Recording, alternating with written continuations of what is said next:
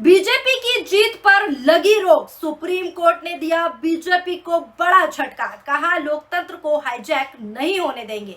दोस्तों, लोकतंत्र बचाने की सबसे ज्यादा बातें कौन करता है, कौन हर चुनाव में संविधान और व्यवस्था की दुहाई देता है, यह आप भी जानते हैं। लेकिन अब उसी राजनीति के बीच सुप्रीम कोर्ट की एक टिप्पणी ने बड़ा भूचाल ला दिया है। कोर्ट ने खुली सुनवाई में ऐसा कहा कि आप भी सुनकर चौंक जाएंगे। ऐसा वाक्या कह दिया जिसके बाद राजनीतिक गलियारों में हलचल मच गई और भाजपा को झटका लगा।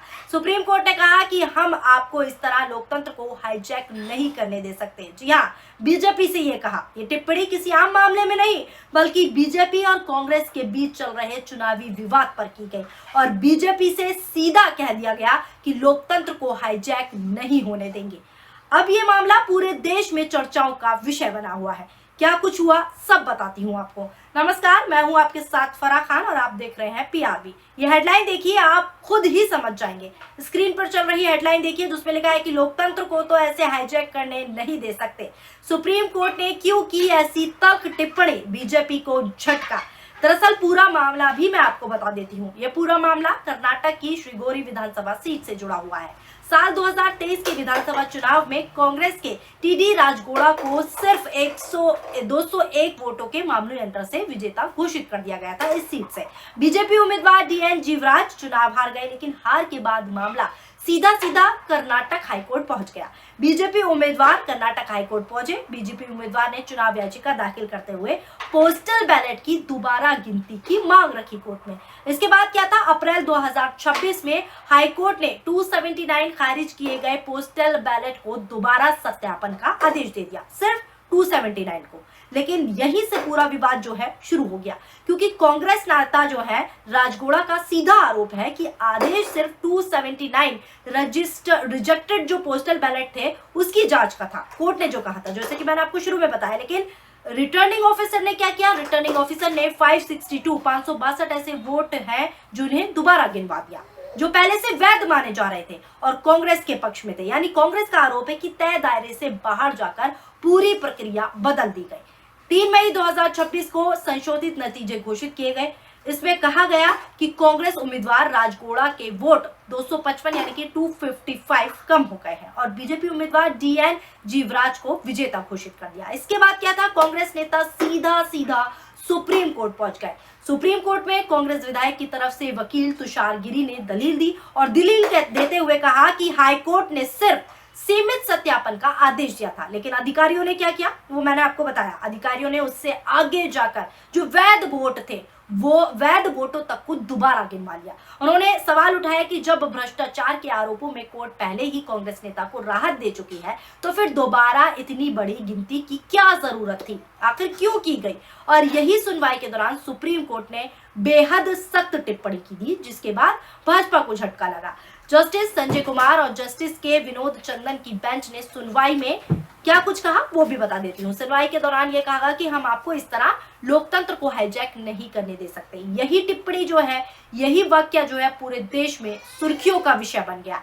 कोर्ट ने साथ ही स्टेटस को बनाए रखने का आदेश दिया, यानी वोटों की दोबारा गिनती से पहले जो स्थिति थी वही लागू रहेगी, यानी कांग्रेस का ही विधायक रहेगा। इसका सीधा मतलब है कि कांग्रेस नेता टीडी राजगोड़ा फिलहाल श्रीगोरी सीट के विधायक बने रहेंगे। जिसके बाद भाजपा को झटका लगा। सुप्रीम कोर्ट ने साफ निर्देश दिया कि उन्हें विधायक के तौर पर बहाल करने के लिए जरूरी कदम उठाए जाए, यानी साफ तौर पर बीजेपी उम्मीदवार को बड़ा झटका लग गया है। लेकिन इस पूरे मामले में एक और बड़ा ट्विस्ट जो है निकलकर सामने आ रहा है। वो क्या है, वो भी बता देती हूँ।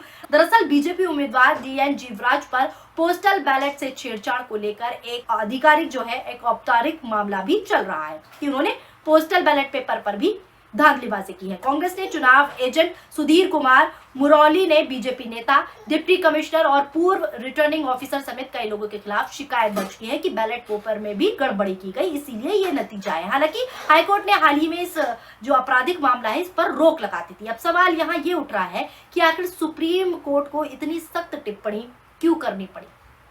खुलेआम लोकतंत्र की हत्या हो रही है, क्योंकि कोर्ट आमतौर पर चुनावी मामलों में बहुत सीमित टिप्पणी करता है, लेकिन यहाँ लोकतंत्र हाईजैक जैसा शब्द, बहुत बड़ा शब्द है, इसका इस्तेमाल होना इस केस की गंभीरता को साफ दर्शाता है। यही वजह है कि सोशल मीडिया पर भी यह मामला तेजी से वायरल हो रहा है। अब कांग्रेस समर्थक जो है इस जीत को लोकतंत्र की बड़ी जीत बता रहे हैं, जबकि बीजेपी समर्थक हाई कोर्ट के आदेश का हवाला दे रहे हैं। सोशल मीडिया पर कई लोग लिख रहे हैं कि अगर सुप्रीम कोर्ट ने हस्तक्षेप नहीं किया होता और मामले की सुनवाई में दखल नहीं किया होता तो एक जीते हुए विधायक को पूरी प्रक्रिया के जरिए बहाल कर दिया जाता। वहीं दूसरी तरफ बीजेपी समर्थकों का कहना है कि दोबारा गिनती चुनावी प्रक्रिया का हिस्सा है और इसमें कुछ भी गलत नहीं है। हालांकि कुछ भी गलत नहीं है, लेकिन जिस तरीके से जो आदेश दिया गया उसका उल्लंघन जो हुआ वो वाकई गलत है। लेकिन राजनीति में अब ये मामला सिर्फ एक सीट तक सीमित नहीं रहा, बल्कि विपक्ष लगातार चुनाव आयोग, पोस्टल बैलेट और काउंटिंग प्रक्रिया को लेकर सवाल उठा रहा है। पहले से ही सवाल उठ रहे हैं। पश्चिम बंगाल से लेकर कर्नाटक तक कई राज्यों में चुनावी प्रक्रिया पर विवाद सामने आए हैं, जो मैंने भी आपको दिखाए हैं। और अब सुप्रीम कोर्ट की ये टिप्पणी विपक्ष को नया हथियार देती हुई दिखाई दे रही है, क्योंकि विपक्ष जो आरोप लगाता है वो सिद्ध होते हुए दिख रहे हैं धीरे धीरे। सबसे बड़ी बात यह है कि कोर्ट ने सिर्फ टिप्पणी नहीं की, बल्कि तुरंत राहत भी दी। इस मामले में राजगोड़ा को विधायक बने रहने की अनुमति देकर सुप्रीम कोर्ट ने साफ स्पष्ट कर दिया, साफ संकेत दे दिया कि मामला गंभीर है और अंतिम फैसला आने तक पुरानी स्थिति बनाए रखना जरूरी है। यानी जैसे पहले चुनाव में कांग्रेस जीती थी वही स्थिति बनी रहे। यही वजह है कि बीजेपी के लिए इसे बड़ा झटका माना जा रहा है। कर्नाटक की एक सीट से शुरू हुआ ये मामला अब राष्ट्रीय राजनीति का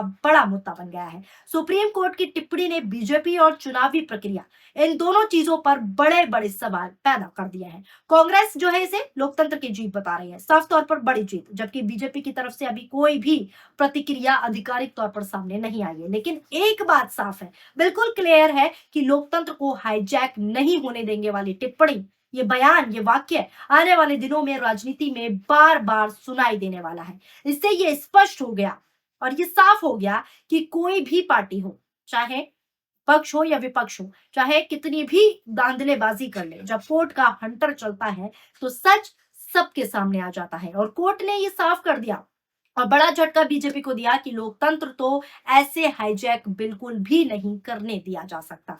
फिलहाल जो स्थिति बनी हुई है, सुनवाई के दौरान मैं आपको बता दूं, जस्टिस संजय कुमार और जस्टिस के विनोद चंदन की पीठ ने ये सुनवाई की, जिसमें भाजपा उम्मीदवार के खिलाफ कुछ तल्ख टिप्पणियां भी जजों ने दी। पीठ ने टिप्पणी करते हुए कहा कि हम आपको इस तरह लोकतंत्र को बिल्कुल भी हाईजैक नहीं करने देंगे। ये कोई छोटी मोटा वाक्य नहीं, बहुत बड़ा है जो सुप्रीम कोर्ट ने कहा। इसके बाद बेंच ने एक अंतरिम आदेश भी जारी किया। अंतरिम आदेश जारी करते हुए दोनों पक्षों को स्टेटस को वोटों की दोबारा गिनती से पहले की स्थिति बनाए रखने का आदेश दिया। यानी कि साफ लफ्जों में कहूं तो राजगोड़ा श्रीगोरी के विधायक बने रहेंगे। यानी सुप्रीम कोर्ट ने कांग्रेस नेता टीडी राजगोड़ा को अंतरिम राहत देते हुए निर्देश दिया कि वो अभी के लिए, फिलहाल के लिए कर्नाटक की श्रीगोरा सीट से विधायक एमएलए बने रहे। और बीजेपी को बड़ा झटका इस पर दे दिया है, जिसके बाद कहीं ना कहीं कई सारे सवाल भी खड़े हो रहे हैं। हालांकि अंतरिम फैसला नहीं हुआ है, पूरी इन्वेस्टिगेशन, पूरी तफ्तीश आगे आने वाले दिनों में जब सुनवाई होगी उसमें पता चलेगी। लेकिन ये स्पष्ट हो गया है